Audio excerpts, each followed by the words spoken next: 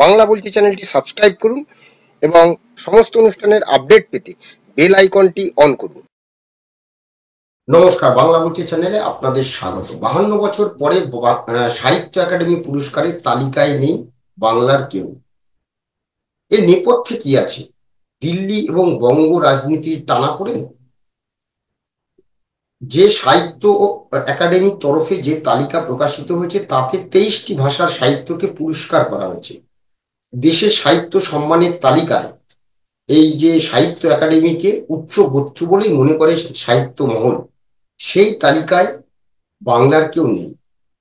2024 সালের এই যে বাংলা সাহিত্যে যে একাডেমি পুরস্কার, সাহিত্য একাডেমি পুরস্কার, 52 বছর পরে এমন ঘটনা ঘটলো। কেন বঞ্চিত রাখা হলো বাংলাকে? গত বছরে যে বাংলাকে ধ্রুপদী ভাষার মর্যাদা দেওয়া হয়েছে, সেই বাংলা সাহিত্য একাডেমি পুরস্কার থেকে বঞ্চিত বাদ কেন? আজকে আমরা এই বিষয়টা নিয়ে কথা বলবো। আমি বিপ্লব, আমার সঙ্গে আছেন ডক্টর পবিত্র সরকার, বিশিষ্ট শিক্ষাবিদ, লেখক, সাহিত্যিক। পবিত্রদা, আপনাকে আমাদের বাংলা বলছি চ্যানেলে স্বাগত জানাচ্ছি।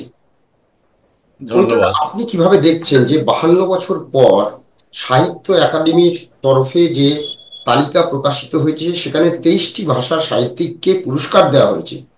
দেশের সম্মানের তালিকায় এই যে একাডেমিকে উচ্চ গোত্রে বলেই মনে করে সাহিত্য মহল, সেই তালিকায় বাংলার কেউ নেই। আপনি কিভাবে দেখছেন বিষয়টাকে?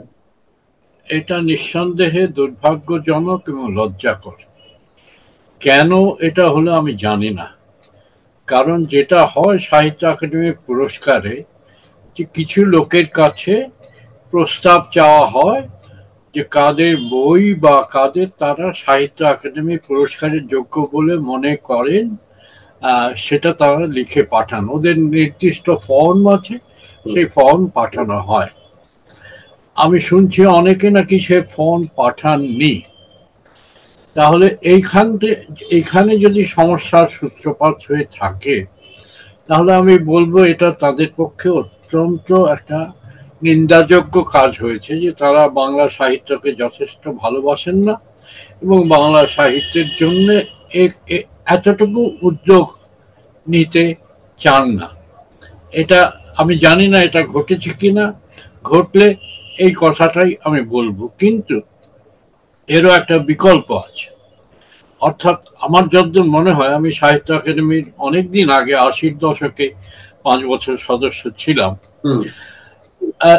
যারা প্রতিনিধি থাকেন, রাজ্য সরকারের প্রতিনিধি থাকেন, অন্যান্য প্রতিনিধি থাকেন, এমনকি প্রেসিডেন্টের একজন মনোনীত প্রতিনিধিও থাকেন, তারা সেখানে সভাতে প্রস্তাব করতে পারেন কোনো নাম, এবং সেই নাম বিবেচিত হলে এটা হয়। একটা বাংলা কমিটি আছে, এই বাংলা কমিটিতে আমি জানি না, বোধহয় এখনকার শিক্ষামন্ত্রী তার সভাপতি। এই শিক্ষামন্ত্রীর সভাপতিত্বে বাংলা কমিটিতে একটা সিদ্ধান্ত নিয়ে তারা সেটা সাহিত্য একাডেমিতে বলতে পারেন যে আমরা মনে করি এরা যোগ্য পুরস্কারের, এদের নাম বিবেচিত হোক। ছাড়া কোনো নির্দিষ্ট বইকে পুরস্কার দেওয়া যেতে পারে, আবার কোনো একজন প্রবীণ লেখককে তার সারা জীবনের কাজের জন্য পুরস্কার দেওয়া যেতে পারে। এর কোনো বিকল্প গ্রহণ করা হয়েছিল কি না, সেটা আমার মনে হয় বাঙালির জানা দরকার। এই জায়গাটা থেকে আপনি বলছেন যেটা ওই বর্তমান শিক্ষামন্ত্রী ব্রাত্য বসু এই সাহিত্য একাডেমি বাংলার যে কমিটি, তার আহ্বায়ক পদে রয়েছেন। তিনি গত 2 বছর আগে সাহিত্য একাডেমি পুরস্কার পেয়েছিলেন। না, সেটা পেতে পারেন, আমি সেটা নিয়ে কিছু তার প্রতিক্রিয়া এই বিষয়ে কিন্তু কোনো জানা যায়নি। সংবাদ মাধ্যম থেকে আমরা যা জেনেছি, বিভিন্ন সংবাদ মাধ্যম থেকে, তিনি এখনো এ বিষয়ে কিছু বলেনি। আর আপনি যেটা বলছেন যে একটা ত্রুটির কথা বলা হচ্ছে যে রাজ্যের যে বোর্ড রয়েছে তার এক সদস্য জানাচ্ছেন যে সাহিত্য একাডেমির ক্ষেত্রে চূড়ান্ত সিদ্ধান্ত নেয় জুরি বোর্ড, সেখানে একজন শেষ মুহূর্তে সরে দাঁড়ান, তাই হয়তো স্থগিত করতে হয়েছে। এইটা একটা সংবাদ মাধ্যমের তরফে আমরা জানতে পারলাম। না, জুরি বোর্ড একটা থাকে, সেটা হচ্ছে সাহিত্য একাডেমির যেটা এক্সিকিউটিভ কমিটি, আচ্ছা। তারা দেখেন, শেষ বিচারটা করেন। কিন্তু বাংলার যে বোর্ড, তারা তাদের কাজটা করেছেন কিনা সেটা আমাদের জানা দরকার। কোথায় গিয়ে আটকে গেল সেটা জানা দরকার। এবং এই যে কটা বিকল্পের কথা আমি বললাম, সেই সবকটা বিকল্পের জন্য চেষ্টা করেছিলেন কিনা বাংলা বোর্ডের সদস্যরা, মাননীয় শিক্ষামন্ত্রী সহ, সেটাও বাঙালির জানা দরকার।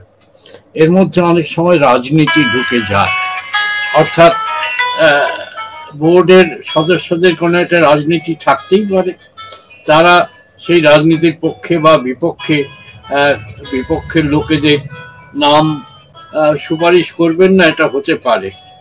এরকম হয়েছে সম্প্রতিকালে, আমি জানি, আমি খবর পেয়েছি যে কারো কোনো বই গেছে, কিন্তু রাজনীতির কারণে, যেহেতু সেটা শাসক পক্ষের বিরোধী পক্ষের বই, সেজন্য সে বইটা সুপারিশ করা হয়নি, সেটা আমি জানি, বাধা দেওয়া হয়েছে।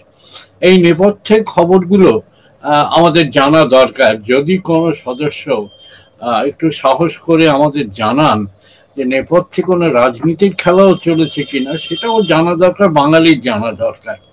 ফলে এটা দাঁড়াচ্ছে এই, যেটা বাংলা সাহিত্যের মতো একটা সমৃদ্ধ সাহিত্য, তাতে অজস্র লেখক, ঔপন্যাসিক, গল্পকার, কবি, প্রবন্ধ লেখক, অজস্র লেখক এখনো সমানভাবে উল্লেখযোগ্য কাজ করে যাচ্ছেন।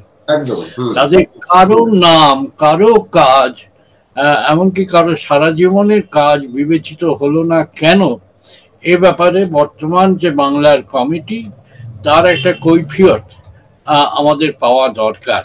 কেন হলো না, কোথায় আটকে গেল? এটা আমি জানি না এই রাজনীতির কারণে এটা তারা চুপচাপ থাকবেন কিনা, কিন্তু আমার মনে হয় বাঙালির এটা জানার অধিকার আছে।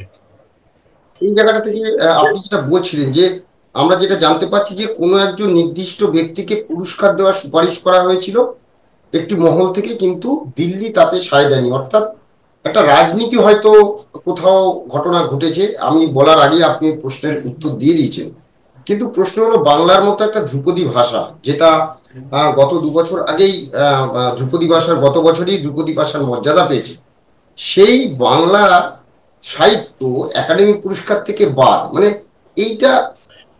না, শোনো, ধ্রুপদী ভাষাটা কোনো ব্যাপারই নয়। বাংলা ধ্রুপদী ভাষা হওয়ার আগে অজস্র পুরস্কার পেয়ে এসছে। ধ্রুপদী ভাষা হওয়ার আগে বাংলার অজস্র গৌরব অর্জিত হয়েছে। আমি ধ্রুপদী ভাষাটাকে গ্রাহ্যের মধ্যেই আনি না, এটা কোনো ব্যাপারই নয়। বাংলা ভাষা নিয়ে আমরা যা খেলা করছি, তাতে ধ্রুপদী ভাষাটাতে কিছু এসে যায় না। কিন্তু যেটা হলো যে এতে কেন্দ্রীয় সরকারের সত্যি সত্যি ভূমিকাটা খুব কম আমার মনে হয়।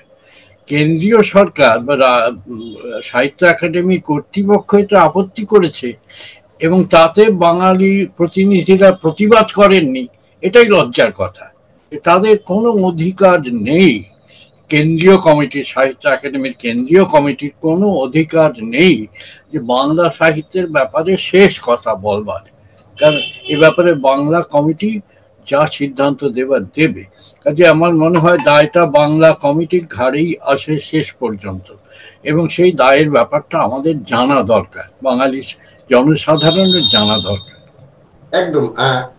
এবারে প্রশ্ন হচ্ছে যে সিদ্ধান্ত কি, যেখানে সাহিত্য এই পুরস্কার নিয়ে, এই যে একাডেমি পুরস্কার, সেটা প্রায় 1973, 1960, 1968 সালে কেউ একাডেমি পুরস্কার পাননি বাংলা থেকে। 52 বছর পরের এই ঘটনা, এই সিদ্ধান্ত কি পুনর্বিবেচনা করা যায়?